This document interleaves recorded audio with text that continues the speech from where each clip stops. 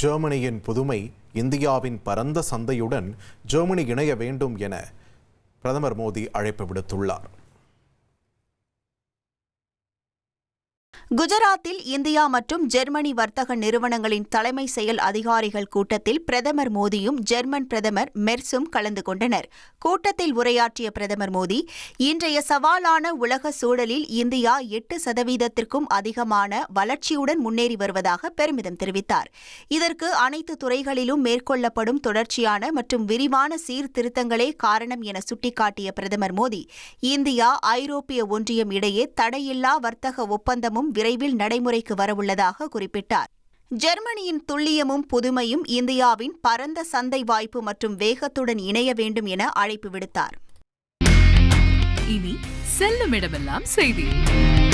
தந்தி டிவியின் வாட்ஸ்அப் சேனலை ஃபாலோ பண்ணினா செல்ல இருக்கும் இடமெல்லாம் செய்தி. இதோ QR கோட் இப்பவே ஸ்கேன் பண்ணுங்க, ஃபாலோ பண்ணுங்க.